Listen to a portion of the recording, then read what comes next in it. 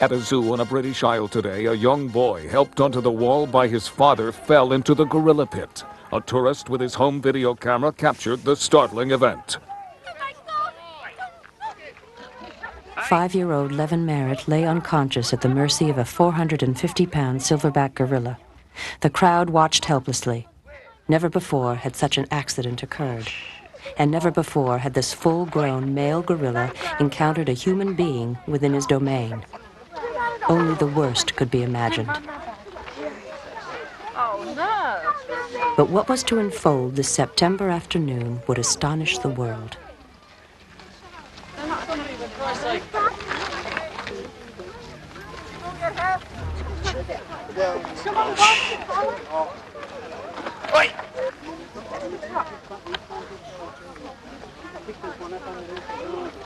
He's got to keep as calm as he can. Nothing anybody can do. No, well, no, once it's done, we put...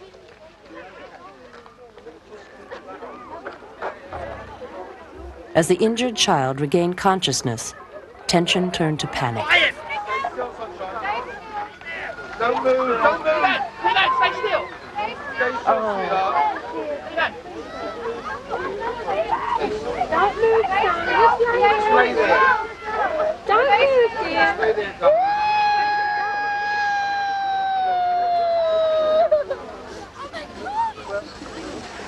Wait a minute, dear. Someone's coming to help. But Yambo, the western lowland gorilla, shattered an age-old myth. Prisoner in a world where man is king, he'd shown an astonishing sensitivity for human life.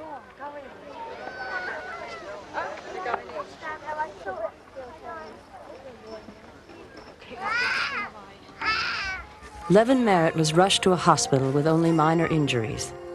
But the incident had given us a rare glimpse into the nature of this extraordinary animal and the world of the urban gorilla.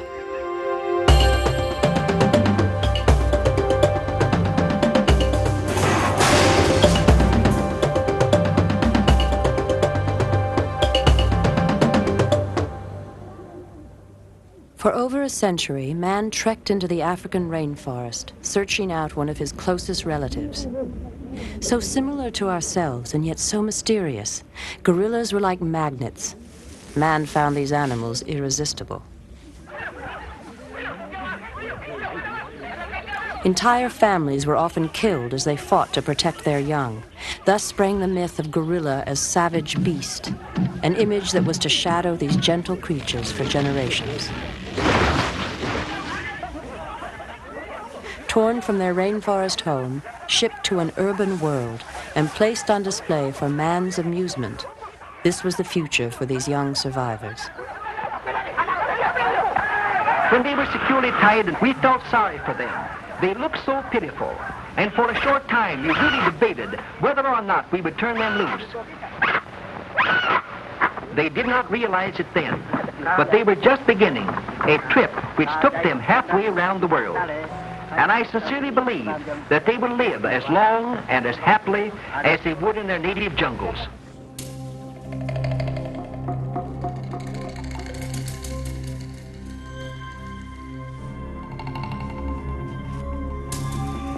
Sentenced to solitary lives behind steel bars, these strange prisoners paced and charged in their concrete cages. We watched with fascination, but with little understanding. Instead, we trapped, killed, caged, and finally placed gorillas on the endangered species list. We've only just begun to understand them as individuals, each with a story to tell, a past, a present, and hopefully, a future.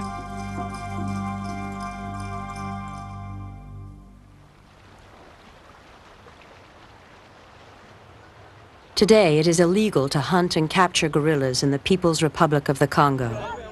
But the pressures of an exploding population make it difficult to enforce these laws. In a country faced with a struggle for human survival, protection of the gorilla cannot be considered a priority. Here in West Africa, timber from the rainforest is a vital source of revenue. But with the logging of the forest, comes the demise of the gorilla. In the capital city of Brazzaville, a small bungalow offers shelter to young refugees from the rainforest. For 9 years, infant gorillas, orphaned by hunters, have found safety in the home of a 45-year-old Frenchwoman, Yvette Leroy.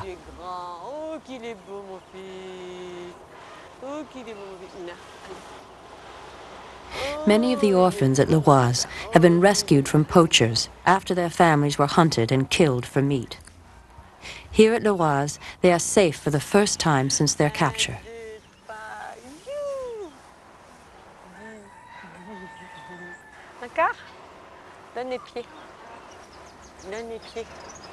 Most Congolese have never seen a live gorilla. At Leroy's, they are exposed for the first time to conservation efforts within their country.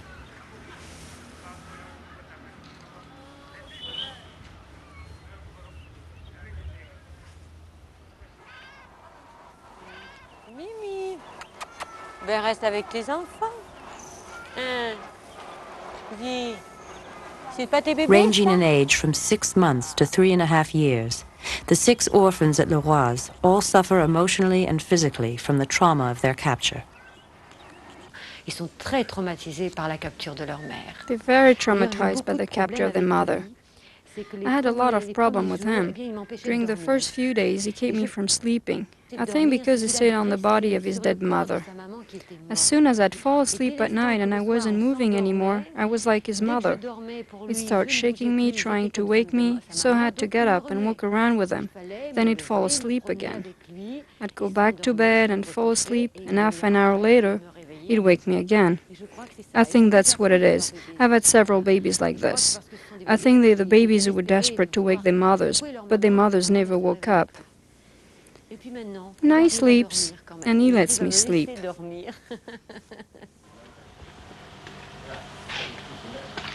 Despite the constant care of Yvette Leroy and her Congolese staff, many orphans arrive in such fragile condition that fewer than 25% survive. Those that do survive soon outgrow the makeshift facilities of a domestic home. At 3.5 years old, Mon is rapidly growing. But unlike other orphans before him, Mon will not be sent to a Western zoo.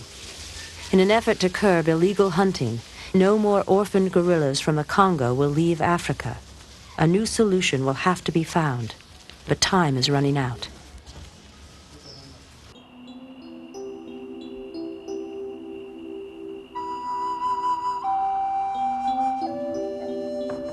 Night falls on Leroy's small bungalow.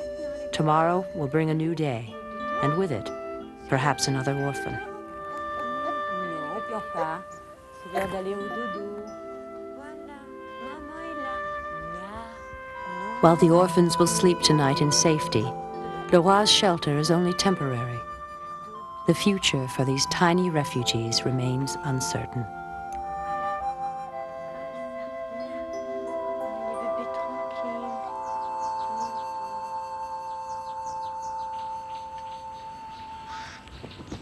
On a far corner of the Brazzaville Zoo, history is being made.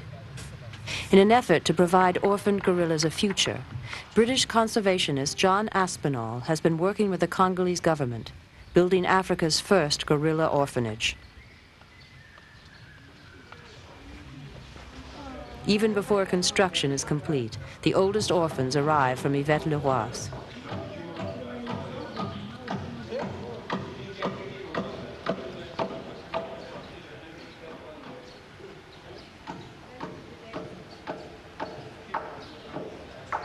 For the first time since their rescue, the infants have left the safe familiarity of Leroy's home.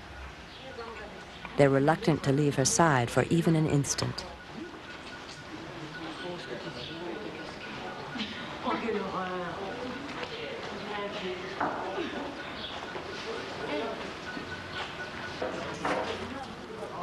Gradually, they gain the confidence to explore, although they surrender to occasional moments of panic.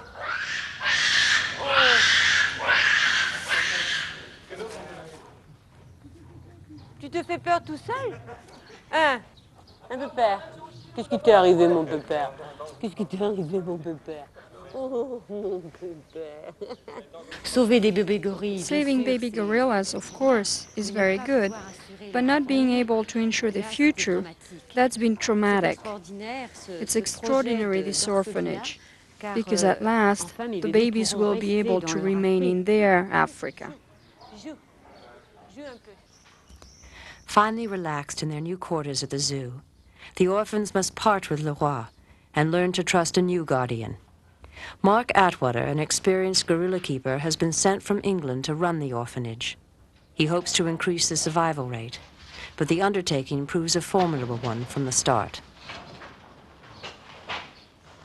Moving into a new enclosure is always a difficult time for all the animals concerned, although you can try your best to minimize the shock of the new. I mean, they will always be affected to a certain extent.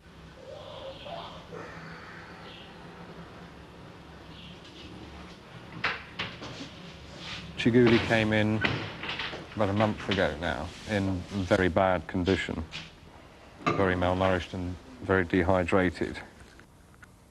I think he had some very bad experience whilst in the hands of the poachers. He's obviously still very small for his age. He's about a year old.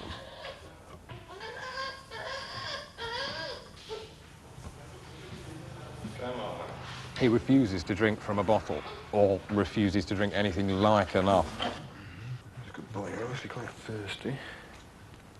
He has to be force-fed on 4, maybe 5 times a day, which is unpleasant for him, but surprisingly enough, it doesn't cause him that much misery. He hates it at the time, but he's instantly forgiving. It's a long process to get him back into good health. It's a very long and slow process.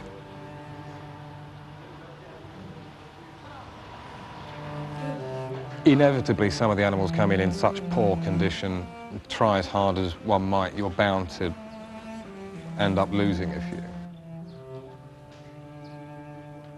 Of course, it's very heartbreaking when an animal that you've built up a relationship with dies, and often slowly dies as well.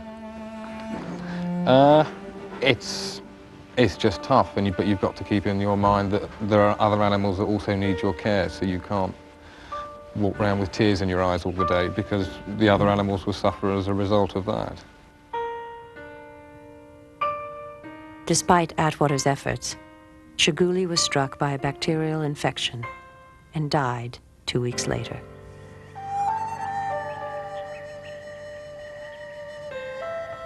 But other fragile lives have been saved in this refuge from the rainforest.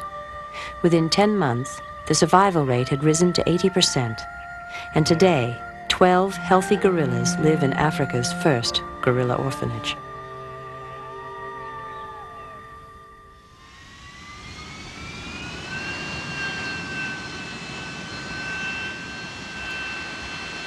There are fewer than 650 gorillas living under man's care throughout the world. With no more gorillas arriving from Africa, the urban gorilla population must be sustained through breeding. At the Los Angeles International Airport, a gorilla emerges from the hold of an L-1011. But the young traveler within this crate has not come from the African rainforest. Born 4 years ago at the Cincinnati Zoo, Rapunzel has arrived on a special breeding loan. She's met by her new keeper, Jennifer Chatfield. In the rainforest, Rapunzel might today be embarking on a similar journey. Young females in the wild naturally leave their families to join unrelated males. Here in an urban world, man can only try to simulate patterns of the wild. At the Los Angeles Zoo, this mature male, called a silverback, has been chosen by a national committee as Rapunzel's future mate. No one can guess the outcome, but it's hoped Rapunzel will adapt to her new family, and that someday she and Zombo will breed. When she goes down, here's some atropine right here. Figure out a dose for her.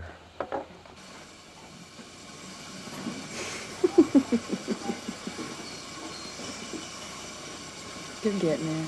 Yeah, they're getting there. She looking at me or you?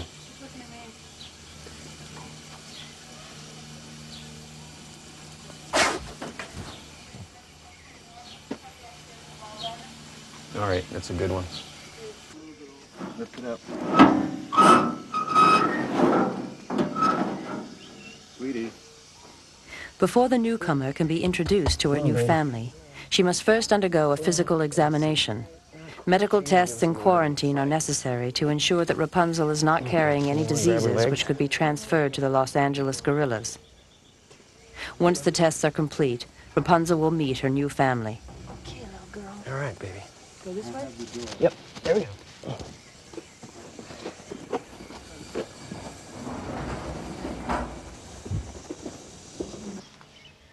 After 2 months of quarantine, with a clean bill of health, Rapunzel enters her new world.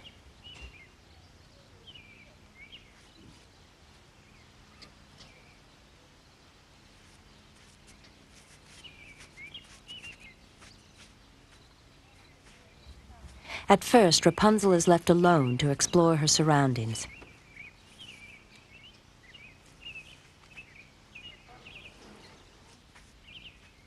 Because she was raised by humans in a zoo nursery, this youngster's had little opportunity to observe social interactions between adult gorillas.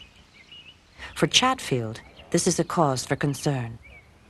We decided to let Evelyn and Jim out first because the females tend to bond together right away and stick together and protect each other.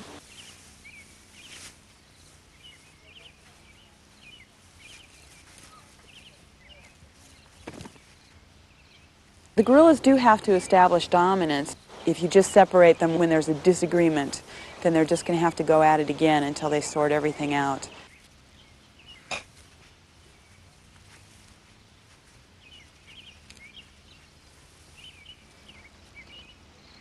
When the females appear relaxed, the time has come to introduce Rapunzel to the dominant male.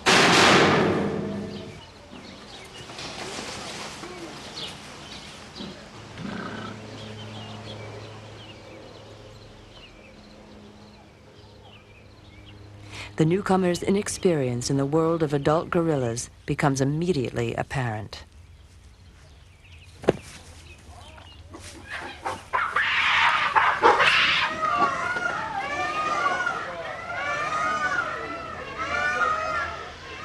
Rapunzel's unexpected aggression towards the dominant male sets off a chain of events that no one could predict.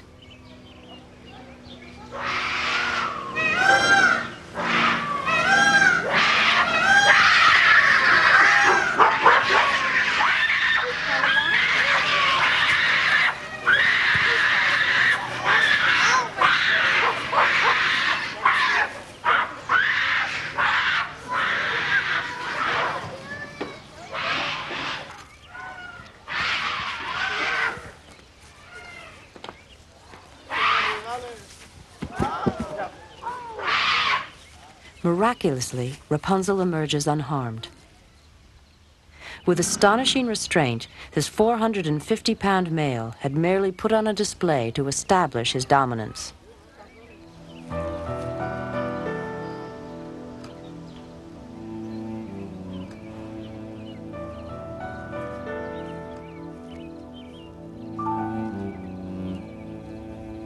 At the end of the first day, with Zombo safe in his night quarters, Chatfield comforts a shaken Rapunzel. The experience had been a painful but necessary one. Rapunzel would have to break the bonds with humans and adapt to her new life with gorillas.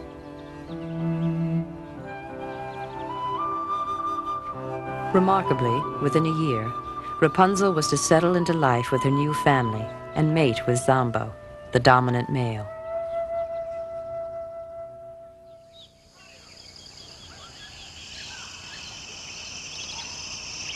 For 75 years, the San Diego Zoo has been considered one of the most advanced in the world. But even the most enlightened exhibits become outdated as we better understand the animals they house.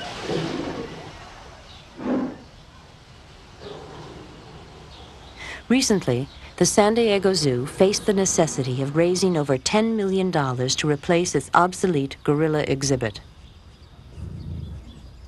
Built in the 60s, this exhibit was considered revolutionary when it opened. This is a big day, isn't it, Dr. Purnell? What do you think of it? Boy, it is that. It really is, Bob. We're just as proud as we can be.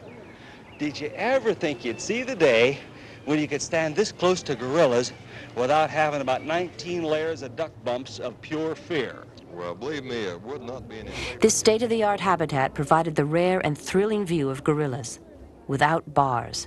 Only a 12-foot moat stood between public and gorilla.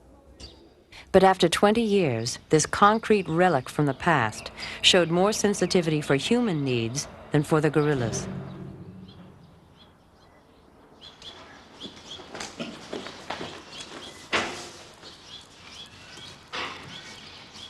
The archaic design was a source of stress for the gorillas and frustration for keeper Mike Hammond. I've been working with the gorillas here at the San Diego Zoo for 5 years now, and one thing you really learn about gorillas is what gentle, noble beasts they are. Really not like their public impression at all, King Kong grabbing the girl out of the skyscraper. They're really actually quiet, shy, and very peaceful. That's one of the things that really hits home. It's what an injustice we're doing to them. They sit in their concrete little cubbyhole with 10, 20, 30, 40, 50, maybe 100 or 200 people, literally 20 or 30 feet away, yelling for them to do something. There's nothing that they can do.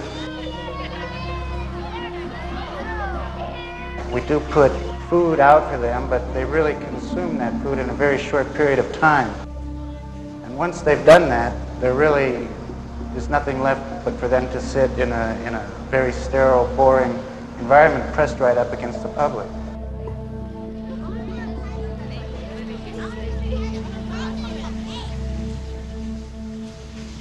These are the bedrooms that house the gorillas at night.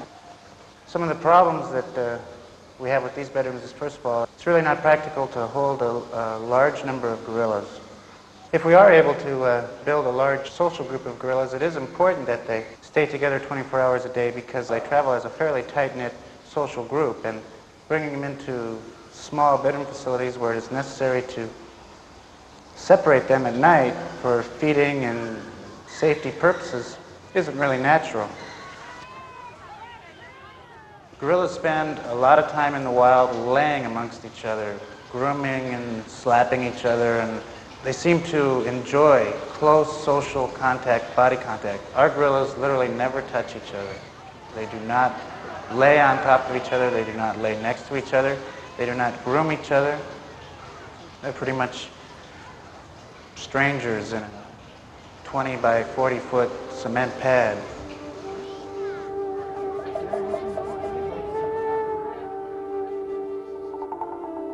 We have one male member who prefers to spend most of his time off display. He has a place where he can climb up and down into what we call the back moat, which is really nothing but a gutter with 40 or 50 foot high walls on both sides of him. It's pretty sad, and we're going to do something about it.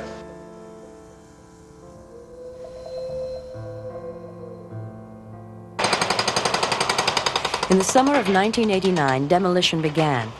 With the gorillas safe in temporary quarters, their old exhibit finally crumbled, making way for a new naturalistic habitat, where the gorillas will live amidst shady trees and rolling hills. The old exhibit has become a ghost of the past. We all here really hope to see, when those gorillas walk out into the new exhibit, that they're off into their own world, and that we are merely walking up to their world and glimpsing into it.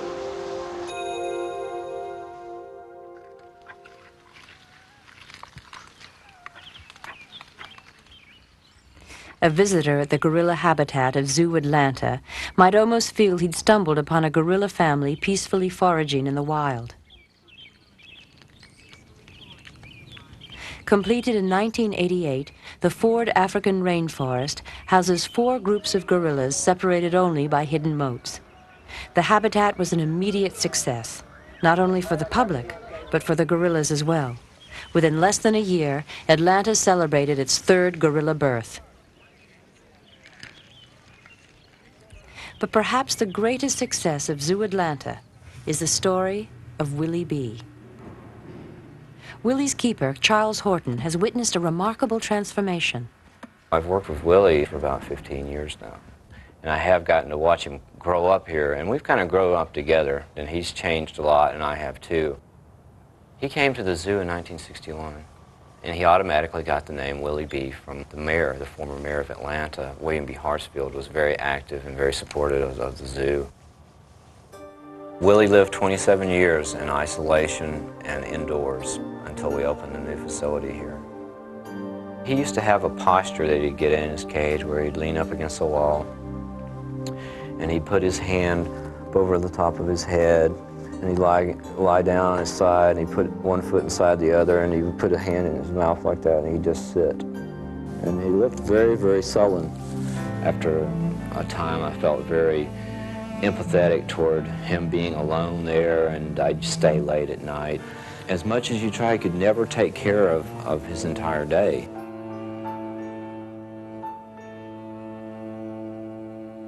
But life changed when Dr. Terry Maple became director of Zoo Atlanta.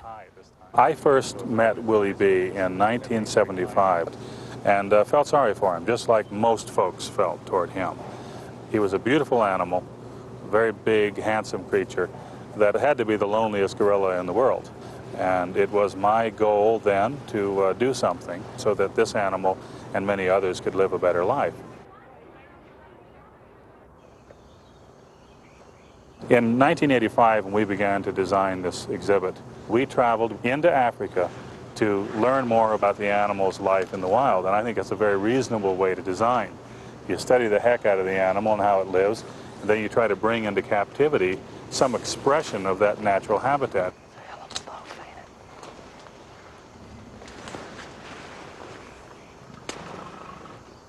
Gorillas naturally in the wild have a lot of things to think about and worry about. They have a lot of things to get excited about. So we have to simulate not just the way these environments look, but the way these environments actually function.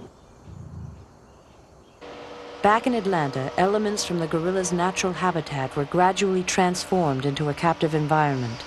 Vegetation would have to survive not only the Georgia winters, but the daily foraging of gorillas. Finally, after rock climbers tested the security of the exhibit, the habitat was complete. But before Willie B. could be introduced to his new home, he first had to undergo a full medical examination. The physiology of the gorilla is so similar to that of humans, medical tests are almost identical. The gorilla's chromosome and blood patterns are nearly indistinguishable from ours. Willie B.'s 470-pound body was measured and weighed. Impressions of his hands were taken for the archives, and dentists examined and cleaned his teeth. At last, Willie B. was ready for his new home.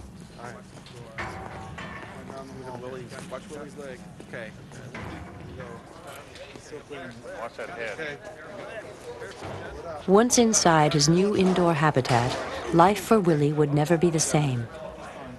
With facilities now able to accommodate up to 25 gorillas, Zoo Atlanta was about to transform Willie B.'s solitary world. 13 gorillas, 3 silverbacks and their families were transported to Zoo Atlanta from the Yerkes Regional Primate Research Center of Emory University. Never before had there been a loan of this magnitude, and not in 27 years had Willie B. laid eyes on another gorilla.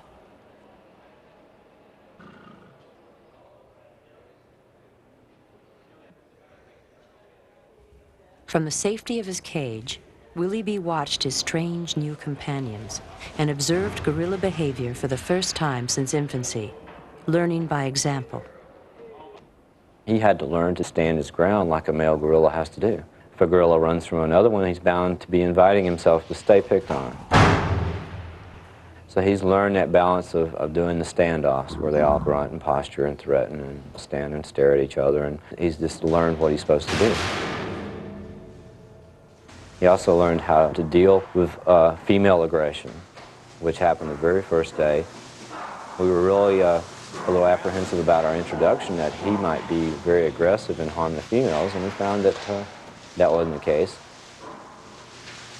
As soon as we got him down here and got the other families, I never felt like I was leaving him alone anymore. It's wonderful, you know. He likes being with other gorillas if they're not picking on him. But learning to deal with other gorillas was not the only challenge that Willie B would have to face. Go for the big one here. After 27 years, Willie's time had come to experience the world outside.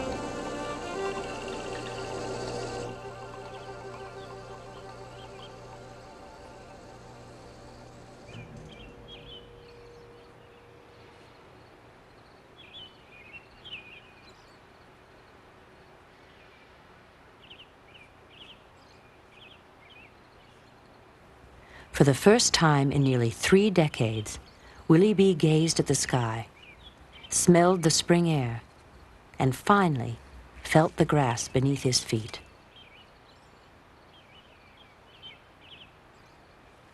For the next few hours, Willie B crawled in and out of his bedroom, gradually gaining the confidence to explore.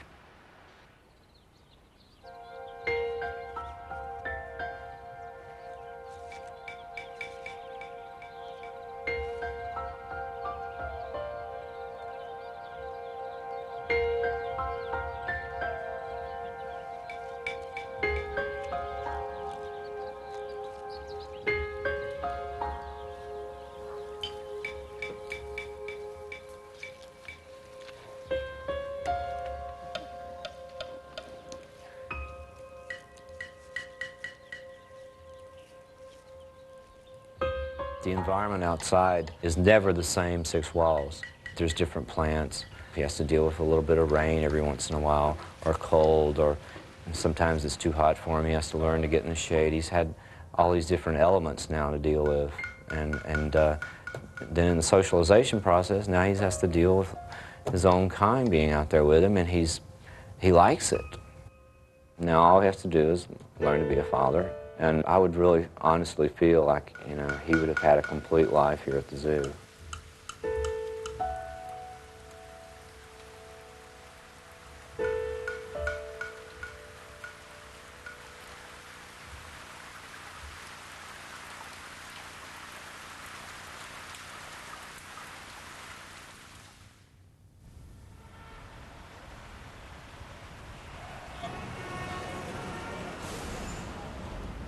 For another urban gorilla, there has not yet been a happy ending.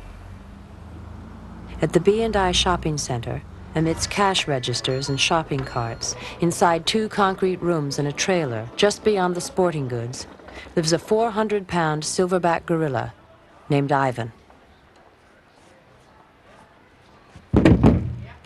Ivan has been at the B&I for 24 years.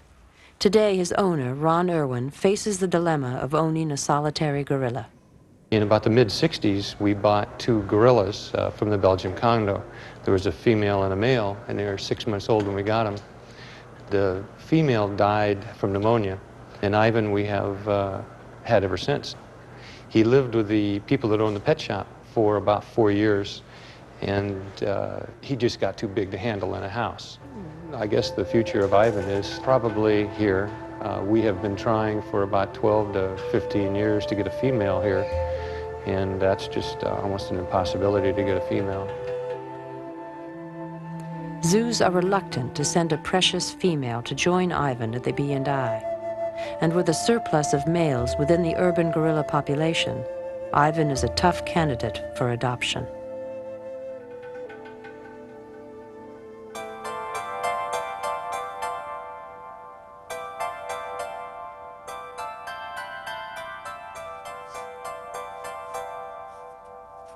Searching for ways to enrich Ivan's solitary life, anthropologist Bob Doherty began volunteering his time and imagination. With Ivan, I try to do anything that breaks up the routine of his day. I try to come up with ideas that catch him by surprise, that stimulate him, that anything to break up his mundane existence. Oh, Ivan. Bullseye. Look at that. Very nice. Good catch. The painting started where it just dawned on me that Ivan might enjoy painting or watching me paint, so I put paint down here and started smearing the paint around, and Ivan came over and I slid some underneath to him, and he actually started smearing it around with his hand.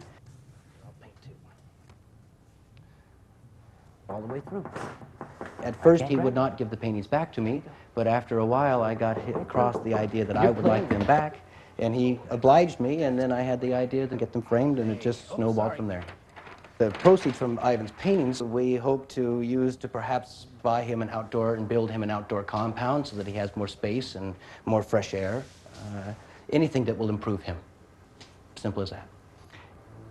If anything were possible with Ivan, if anything could come true, I would like to see Ivan in an outdoor compound.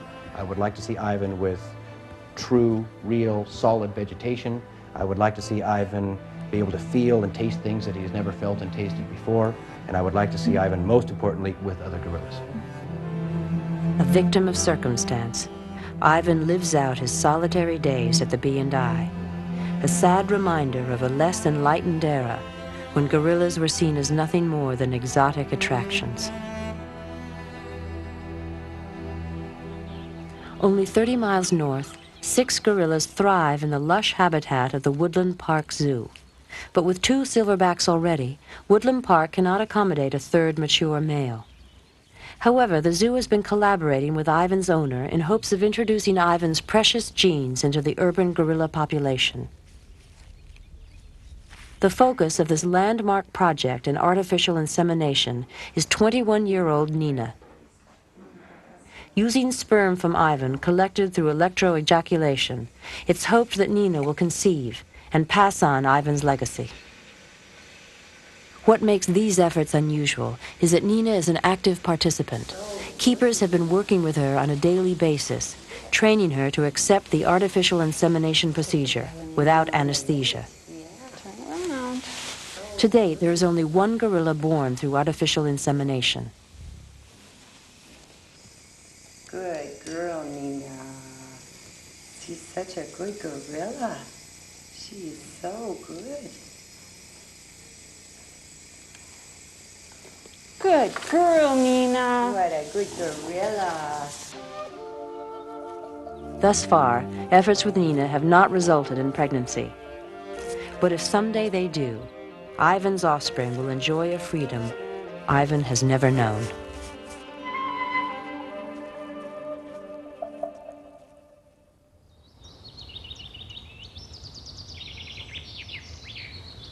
In Columbus, Ohio, a breeding loan has meant a new life for 22-year-old Ponji. Until 3.5 years ago, Ponji lived in isolation at the Birmingham Zoo. She had never bred. Today, Ponji is raising her 2nd son. Here in Columbus, little Colby enjoys life within a family, a happy testament to a successful breeding loan. But there's another side to Ponji's story. When she was transferred from Birmingham, Ponji left behind a longtime friend and keeper, Randy Reed. It made a big change in my life when she left. I was with this animal for 20 years, maybe a little over 20 years, and she was one of my best friends. I worked with her every day, and it's been 3.5 years since I've seen her. Later, Reed traveled to Columbus to see the gorilla he'd raised from infancy. Neither he nor Ponji's new keeper, Diana Frisch, knew how his old friend would react. For nearly 4 years, Ponji hadn't heard Reed's familiar voice, or the name he used to call her, Susie. I think she will remember me. Of course, I'm hoping that she will. What I'd like to start with is trying to have an opportunity for Ponji to see Randy by herself. But if she realizes Oscar's gone, yeah, then we'd better open it up and get him back through. And we'll go ahead and work from there. Let's just wing it, play it by ear, see what happens. Great.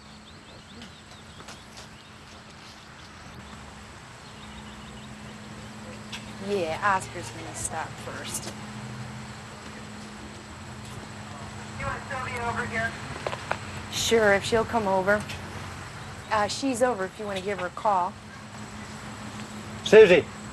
Come here, Suze! Susie! Come here, Suze! Come here! Come on! Come on, Suze! Come on! Come here, Suze! Come on! Hello, girl! Come on! Come on! Come on, baby Suze. Huh? Come on. Come here. Come on. Come on. Yeah, she's my baby Suze.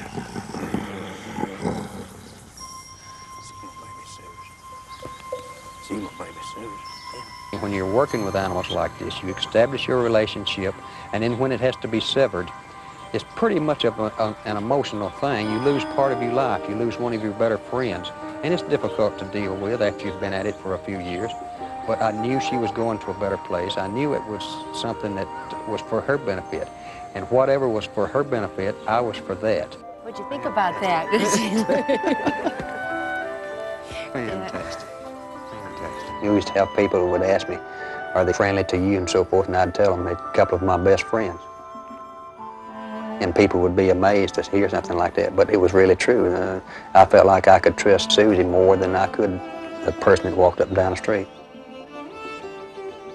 And I mean that. That's true.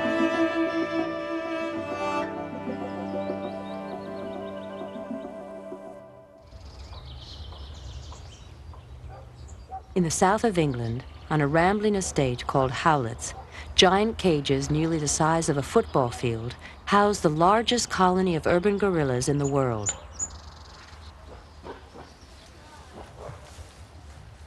But the 42 gorillas of Howlett's were once only a distant dream. In hopes of becoming closer to these fellow primates, owner John Aspinall founded Howlett's in the 1960s with only 8 young gorillas. I particularly wanted to befriend gorillas. It was really as simple as that. Very naive concept. I've always wanted to be friends with them as well as breed them. Ooh. You're a little devil, aren't you? You're such a devil. You're such a devil, aren't you? Most of them do play biting. And I bite them back.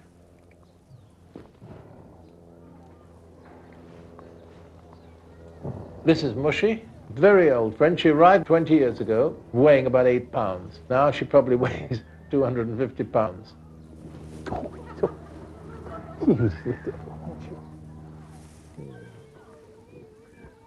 It's hard to visualize or conceive quite what they think of us. We think that they think we're honorary gorillas. Sort of slightly odd-looking gorillas wearing clothes. I mean,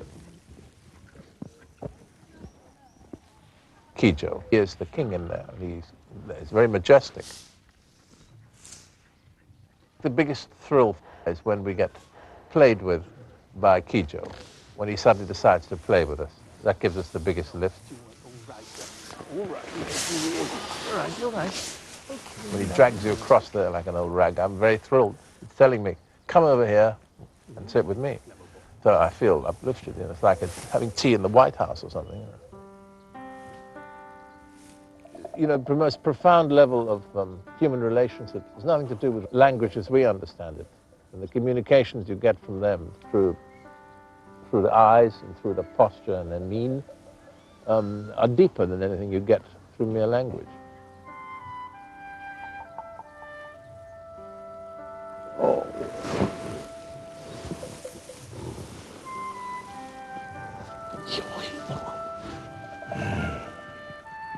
If ever I was attacked, Kijo would rush to my defense, as he would with his own group. He regards us as kind of honorary members of his own group when we're in there.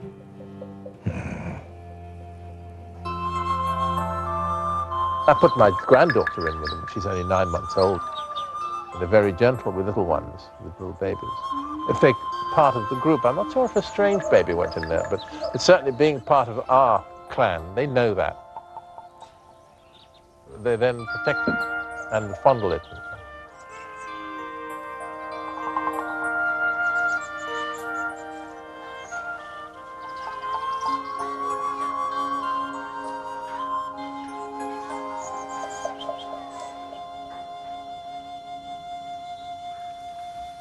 With 41 gorilla births to date, Aspinall's success is indisputable, even if his unconventional approach has often led to criticism.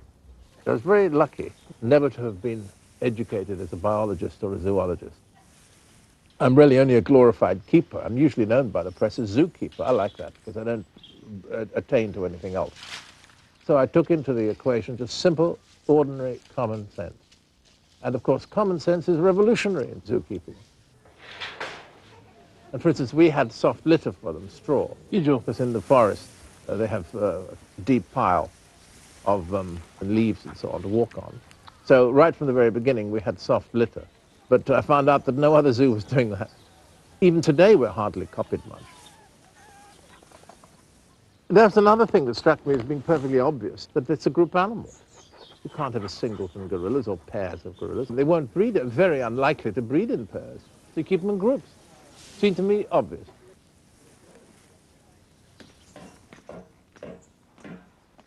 Following his instincts, this self-made man has never been one to avoid risk.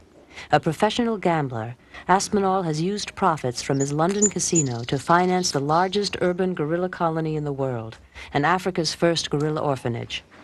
Called crazy by some, foolish by others, he has built his dreams on a few well-placed bets.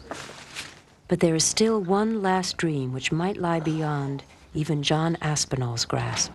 The underlying philosophy, really, is to breed and eventually to put back in the wild. But the trouble is, it's hard to see where the wild is going to be safe. So they're two conflicting things. You want to breed them, you want to put them back, but it's where they are at the moment in the wild. They're being threatened. So what the hell are you putting them back to?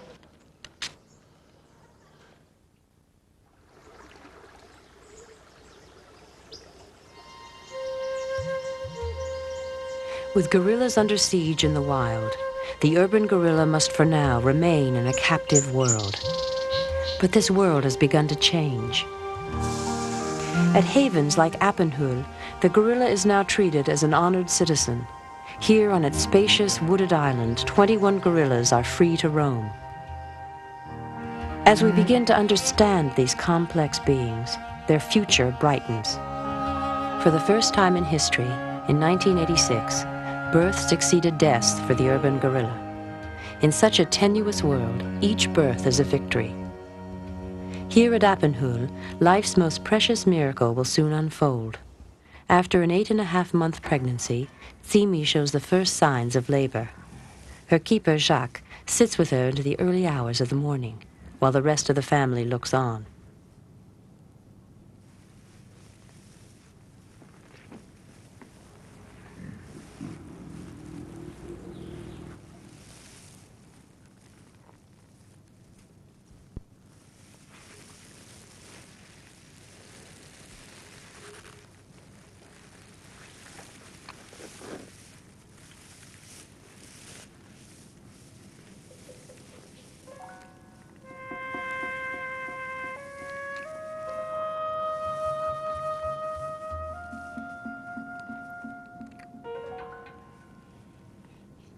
A tiny female, Pabebo, has entered the world of the urban gorilla.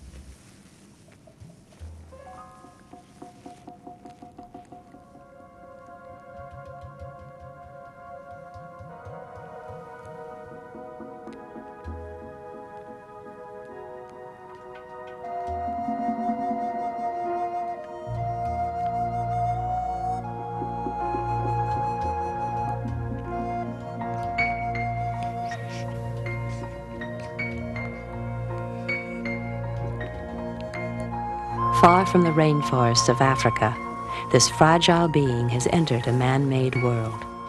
But for this new arrival, it is a world of hope.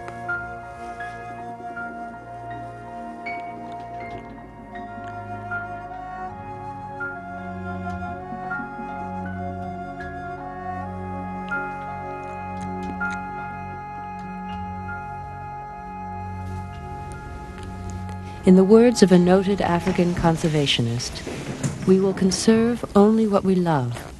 We will love only what we understand.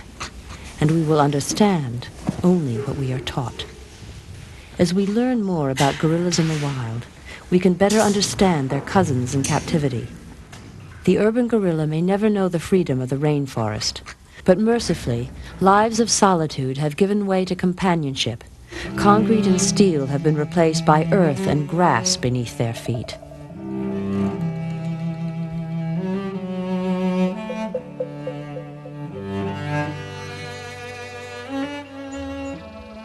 As we shed yesterday's mistakes, the distance yet to travel looms before us. In understanding these fellow primates, we've only just begun the journey. But the journey has begun. A cloud of misunderstanding has lifted, and in its struggle for human compassion, at last the gorilla is winning.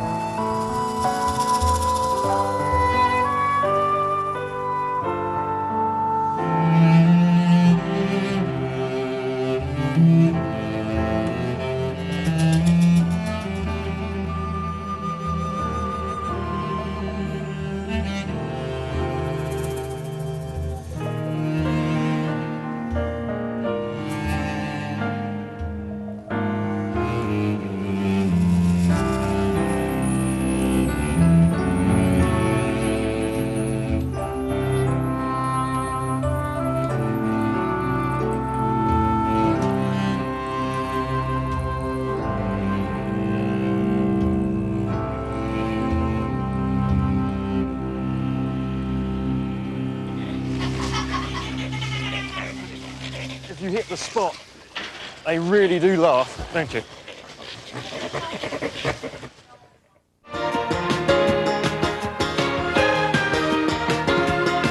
We hope you have enjoyed this presentation from the National Geographic Video Library.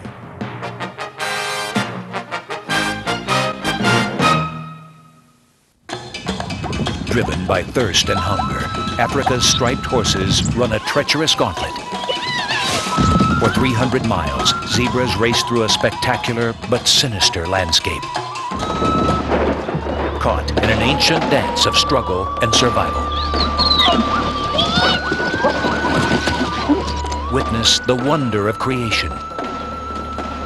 The battle for dominance. And the grassland's oldest and newest dangers. National Geographic takes you on an extraordinary journey with zebra, patterns in the grass. Hidden in an ancient crater forged by fire lies the very heart of Africa. And Ngorongoro teems with life. A sanctuary for predators. A treacherous haven for prey.